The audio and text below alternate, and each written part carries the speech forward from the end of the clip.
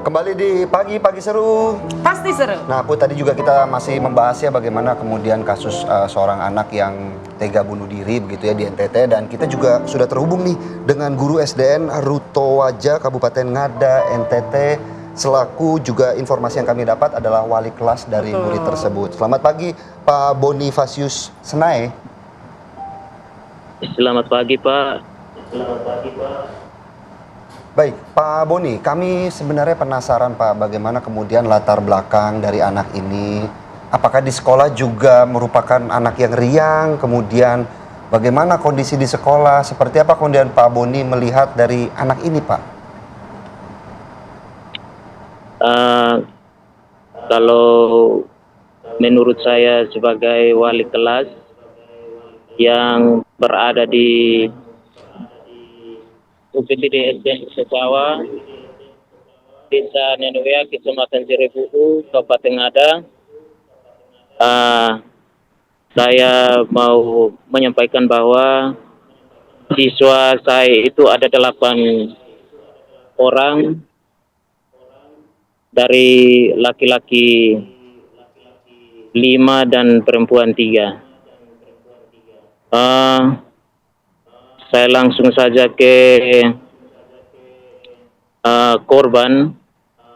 Kalau keseharian di sekolah itu Pak, anak ini selalu ceria, dan kalau di kelas juga itu anaknya termasuk pintar, jujur, dan selalu bermain bersama teman, Pak. Baik. Pak Boni, tapi sebelumnya pernah nggak mungkin korban ini bercerita tentang permasalahan hidupnya atau masalah keluarganya di rumah? Baik, Bu. Kalau tentang Mas mau bercerita tentang masalah yang terjadi di rumah bersama guru wali, itu tidak, Bu. Tidak pernah bercerita, Bu. Hanya anak ini selalu ceria dalam kelas. Baik, Pak Boni, apakah sejauh ini dari anak ini juga ada kesulitan mungkin terkait buku, alat tulis ketika mengikuti proses belajar mengajar di sana, Pak? Baik, Pak. Kalau mengenai perlengkapan alat tulis, selama ini yang saya lihat Pak itu ada, Pak. Ada buku tulis, juga ada pulpen lengkap. Bahkan pada saat hari Rabu sebelum kejadian itu, saya sebagai wali kelas, saya memberi pembelajaran dalam kelas. Itu juga anak ini ada buku dan ada pulpen, bahkan ada mengerjakan tugas. Mungkin begitu, Pak. Ya, Pak Boni, tapi untuk background atau latar belakang keluarga anak ini seperti apa? Ayahnya mungkin di mana, ibunya, dan dia tinggal bersama siapa, Pak? Yang saya tahu dari warga sekitar, itu anak ini tinggal bersama neneknya, Bu. Sedangkan ibunya tinggal sendiri. Ayahnya?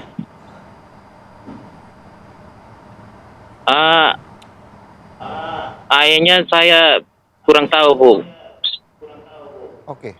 Pak Boni, mungkin sedikit saja Pak, kalau dari melihat keseharian dari anak ini Pak, mengingat juga teman-temannya merupakan ruang lingkup yang kecil, apakah sempat ada mendapatkan bulian atau justru memang sebenarnya Pak Boni juga kaget bahwa sebenarnya tidak ada apa-apa tapi kok ada kejadian seperti ini, Pak? Iya, Pak. Kalau tentang bulian bersama teman-teman dalam kelas itu tidak ada, Pak. Tidak ada. Baik. Baik, terima kasih banyak informasinya Pak Bonifasius Senae, guru SDN Rutowaja Kabupaten Ngada NTT. Sehat selalu Bapak, terima kasih sudah bergabung bersama kami pagi ini. Terima kasih, Bu. Nah, kita balik lagi nih ke Mbak Vera ya. Betul. Mbak, apa nih tanda-tanda yang bisa kita sinyal-sinyal yang bisa kita tangkap nih bahwa Yang paling gampang deh gitu. Anak kita lagi dalam tekanan mental. Oke, ada perubahan dalam perilakunya sehari-hari. Ya, Oke. perilaku drastis. Biasanya ceria, murung, ini jadi murung gitu ya.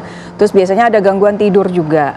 Ya, ada dua nih, bisa sulit tidur ataupun Kebanyakan tidur terus gitu ya. Terus ada gangguan pola makan, itu juga kebalikannya, makan terus gitu ya, di luar kebiasaan dan ekstrim ya sifatnya gitu ya, atau ya nggak mau makan sama sekali gitu. Terus ada yang mengunci di kamar. ya itu murung dia, seperti menarik itu juga. diri gitu ya. Jadi pulang sekolah langsung masuk kamar, nggak mau keluar-keluar lagi gitu ya.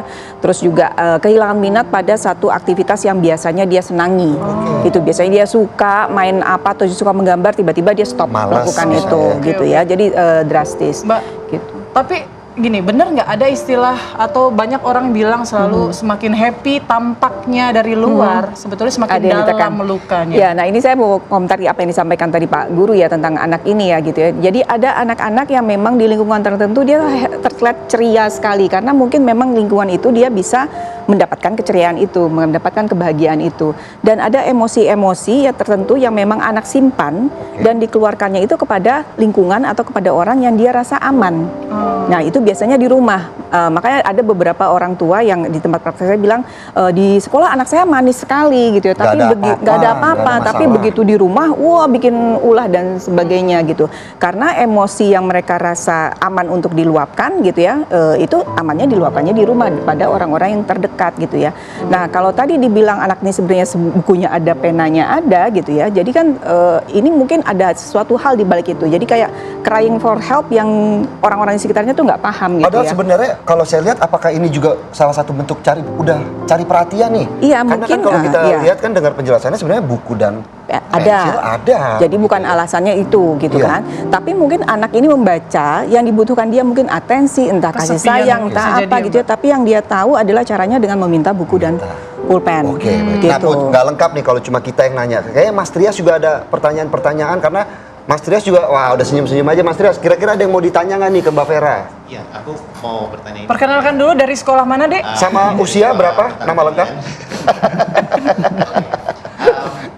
Kan kita anak-anak sekarang tuh sering banget yang namanya kita dengar istilah mental illness, Oke. self diagnose gitu. Gampang banget itu anak mendiagnose bahwa saya lagi stres, saya lagi ini. Kita nih sebagai orang tua nih kalau melihat fenomena ini kita harus bagaimana ya mencermati hal-hal seperti ini kepada anak gitu.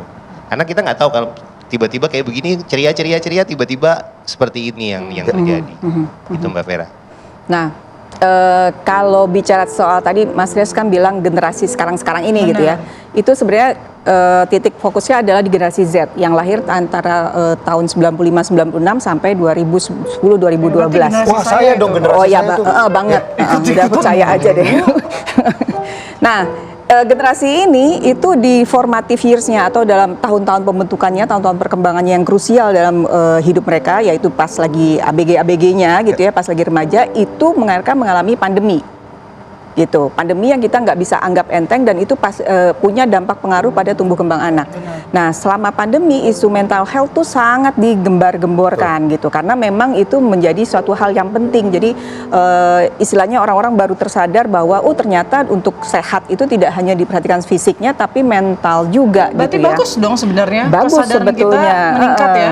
Jadi anak-anak generasi Z ini jadi lebih ekspresif tentang kondisi mentalnya. Udah gitu sekarang banyak sekali pilihan gitu ya, bagaimana kamu untuk mendapatkan penanganan untuk kesehatan mental tuh banyak sekali pilihan, dan di media sosial tuh banyak sekali konten-konten yang bicara tentang hal itu. Jadi itu kenapa mereka jadi lebih ekspresif tentang mental health itu. Nah, kita sebagai orang tua yang bukan generasi Z gitu, yang kayaknya zaman kita kalau stres, kalau sedih, kalau diputusin pacar, ya udah telan aja lah gitu ya. Masih banyak ikan di laut kalau kata Philip. Bijak sekali Put kamu pagi hari ini. Gitu. Nah, ini kita ini suatu hal yang aneh buat kita gitu ya. Kok gitu doang kok kayaknya sampai frustasi Lebay. banget. Kadang-kadang suka sampai bilang lebay banget, gitu. sampai sedih banget gitu. Nah, sebenarnya dan kita cenderung memandang itu sebagai mengeluh. Itu orang tua, oh, kamu kok nggak bersyukur sih, kok ngeluh aja gitu ya. Tadi kan masih banyak ikan di laut gitu ya, kenapa nggak cari Tapi aja? hanya satu yang kupilih. Nah, padahal ada banyak ikan yang di laut ya. Kenapa cuma satu yang kau pilih, Bun? Nah, jadi orang tua yang diharapkan adalah lebih mau untuk mendengar dan tidak melulu memandang ini sebagai keluhan. Balik lagi ke yang tadi yang saya sampaikan di awal bahwa anak itu bisa menyampaikan emosi yang terdalam dia itu kepada orang yang dia anggap aman. Teman Gitu. terdekatnya, artinya bisa dibilang begitu. Orang tua diharapkan. Oke. Gitu ya, orang tua lah yang menjadi orang yang terdekat yang dimana dia bisa mengekspresikan emosinya secara aman. Nah, di situ ketika anak merasa didengarkan, dipahami, oh ya kamu segitu hancurnya diputusin sama si dia, misalnya tadi kasusnya Mas Trias gitu ya. Nah itu, oh ya kita pahami, kita mengerti itu gitu. Nah setelah itu ketika emosinya sudah, dia merasa sudah didengarkan, dia merasa dipahami, nah itu anak-anak itu akan bisa kok diajak kerjasama untuk gimana nih problem solvingnya gitu. Perlu ya. healing nggak, Nah, Mbak? problem solvingnya tuh apa sih Mbak Vera? Jadi kalau kita lihat ini udah, wah ini momentumnya anak nih crying for help. Iya, tapi kan tadi udah didengarkan. Harusnya ada lanjutannya, healing juga dong. Jalan-jalan kalau begitu Bapak-bapak orang tuanya gimana yang sih? tertekan. Itu Bud. Kalau begitu orang tuanya. Orang yang tertekan. tuanya Stresnya yang butuh pindah, healing. stresnya pindah dari anaknya ke sekarang orang tuanya. Jadi Mbak Vera gimana? Untuk kita paling gampangnya dulu deh. Buat pemirsa juga kita udah tahu anak kita butuh Pesan lah bantuan mungkin kita, paling nggak. butuh pertolongan kita. Kita perlu hadir untuk anak kita. Intinya jadi ember. Heh? Gayungnya? Ember tuh ngapain sih? Ember aja jangan gayung. Oke. Ember soalnya biar muatnya lebih banyak Ukuran kan. Kalau berapa gayung liter, kecil terserah deh berapa liter. Satu tangki yang toren itu juga Toren boleh? Itu bukan toren, Jadi bukan toren ember air ya itu jadinya toren. ya? Oke. Jadi jadi ember. Ember tuh apa sih tugasnya? Menampung. Menampung. Ember jawab nggak?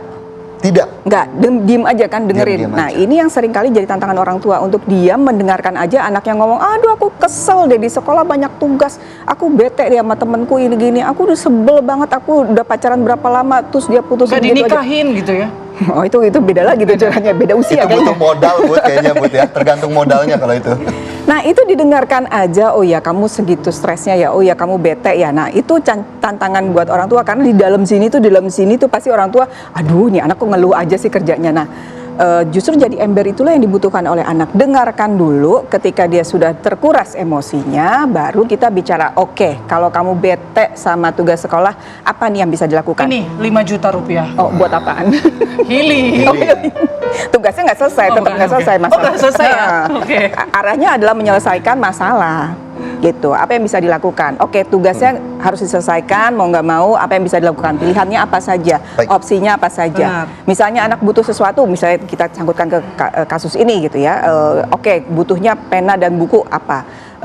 Tapi misalnya di balik itu ada kebutuhan atensi, itu dibicarakan juga. Apa sih yang kamu harapkan dari bunda, dari ayah? Apa yang bisa dibantu? Apa yang bunda bisa bantu? Kalau anaknya nggak mau cerita duluan, Nah, Perlu bertanya dulu nggak orang tuanya? Aktif.